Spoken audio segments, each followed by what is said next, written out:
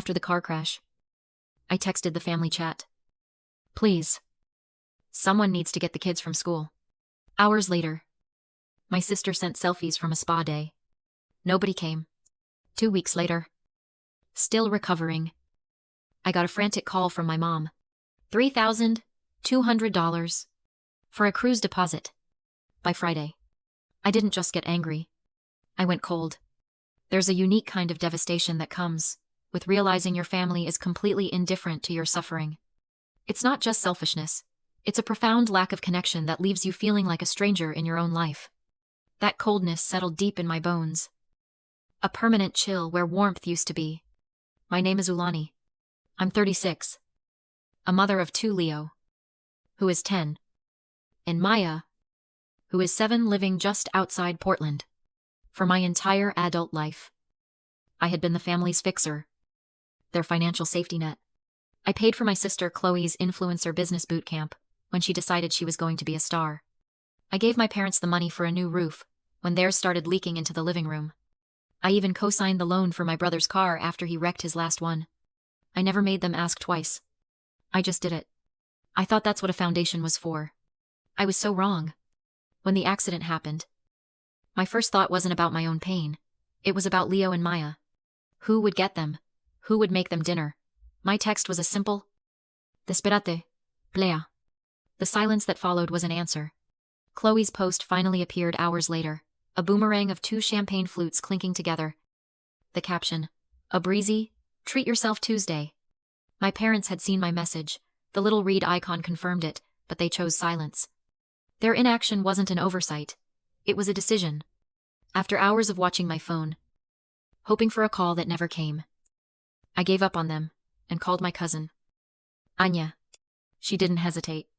She left work early, drove straight to the school, picked up the kids, and took them for pizza. Her husband, Ben, met them at my house to pack overnight bags. They didn't ask for permission or wait for instructions. They just handled it. They just showed up. Meanwhile, Chloe's spa day unfolded on Instagram. There was a picture of her in a fluffy white robe. Then, a video of her getting a pedicure. My mother loved every single post. The next day, my mother finally called. She didn't ask about the crash. She didn't ask if I was okay. She didn't even mention the children. She launched straight into a breathless pitch about a once-in-a-lifetime cruise deal she and my father had found. The deposit was non-refundable. She stressed, and it was due by Friday. She spoke with an unnerving excitement, as if she were calling to share good news with someone who wasn't lying in a hospital bed. I listened to her entire sales pitch, the words blurring into a meaningless hum of entitlement. When she finally paused for breath, waiting for my inevitable agreement, I said one word. No? Silence stretched across the line, thick and heavy. What do you mean? No, she finally asked, her voice laced with genuine confusion, as if the concept was completely alien to her. I didn't explain. I didn't argue. I just ended the call. And as I set the phone down, I felt the distinct, satisfying click of a lock turning deep inside me. The fallout began less than 24 hours later. It started with Chloe. She texted me a link to an obscenely expensive handbag. A few minutes later, another text arrived. Mom said you were being weird about the cruise. Everything okay? The manipulation was so transparent, it was almost insulting. I ignored both messages, letting them sit there, unread. My new boundary was silence. Then came my father, sent along the way, rambling text about the importance of family helping each other. A lecture that conveniently ignored their complete failure to help me. He painted me as the villain, the one who was suddenly punishing my heartbroken mother for a simple request. I read the message and felt nothing but a dull, empty ache. The performance reached its peak that evening. Chloe posted a dramatic, black and white quote on her Instagram story, the kind influencers use when they're feuding. It read, "It hurts when you realize you were watering a dead plant all along." The irony was so profound, so utterly lacking in self-awareness, that I almost laughed. They saw themselves as the victims, the neglected plants. They had no idea they were the rot in the soil. I thought the conflict would stay at the level of petty emotional blackmail, guilt trips, and passive-aggressive social media posts. I was wrong. The real escalation came a week later, with a call that changed everything. It was the principal from Leo's school. Her voice was gentle but firm. She informed me that an anonymous call had been made to the child welfare hotline. My heart stopped. The complaint, she explained, made 2 specific allegations. First, that my children were frequently left unsupervised in an unsafe home environment. Second, that I had a substance abuse problem and was misusing the prescription pain medication I'd been given after the accident. The blood drained from my face. It was a cold, sickening rush.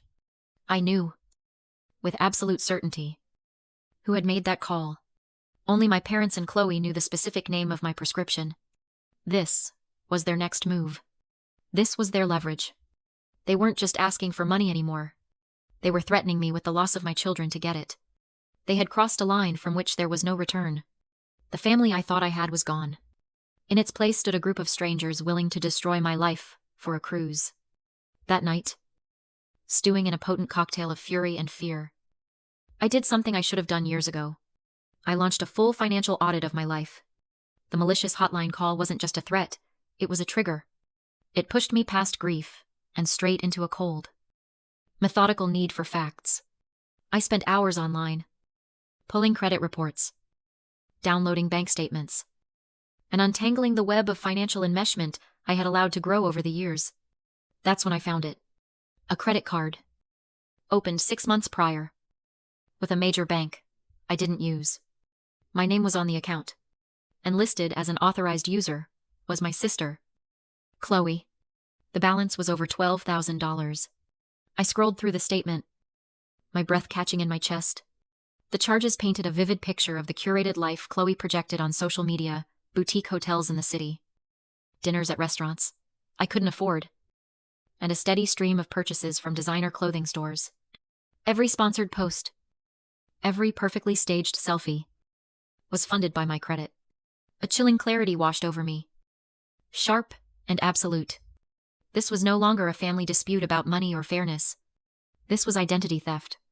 This was a crime. And they had just handed me all the evidence I would ever need. I didn't scream. I didn't cry. The time for emotional reactions was over.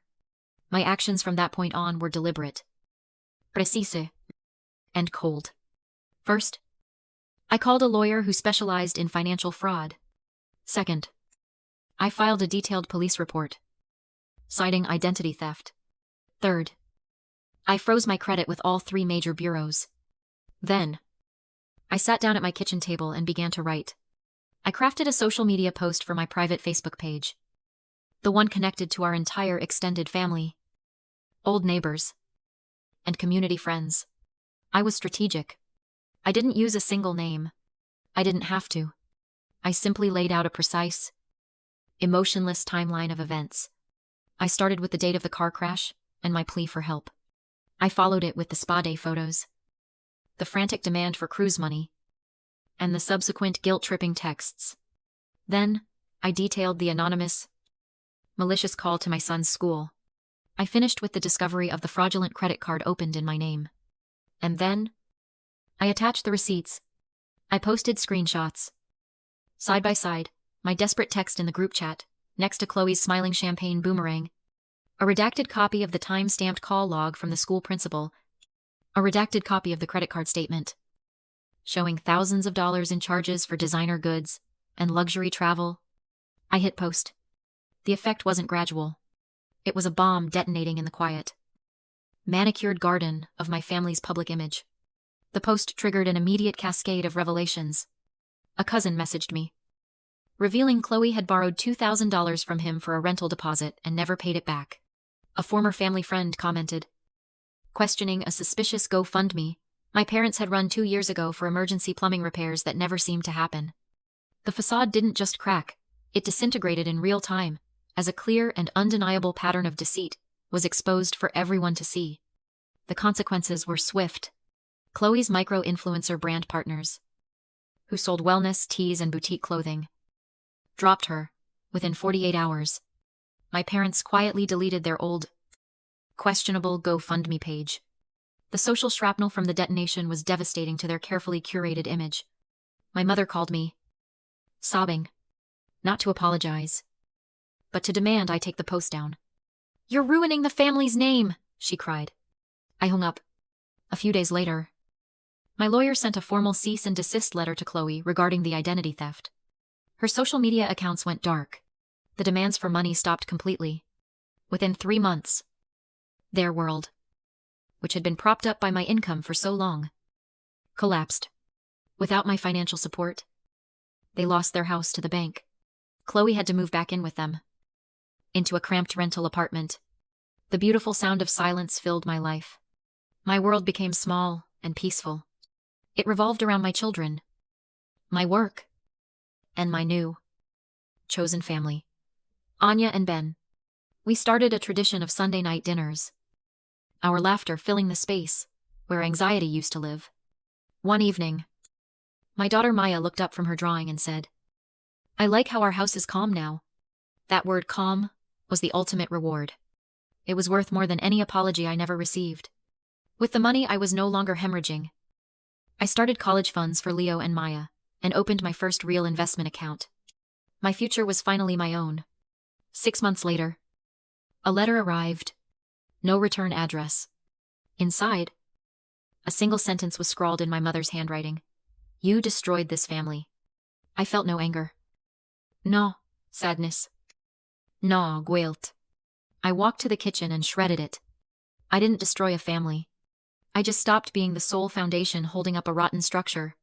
And when it collapsed under the weight of its own decay, I was finally free. The greatest lesson I learned is that the people who belong in your life don't need to be begged to show up. And it's more than okay to show the rest of them the door.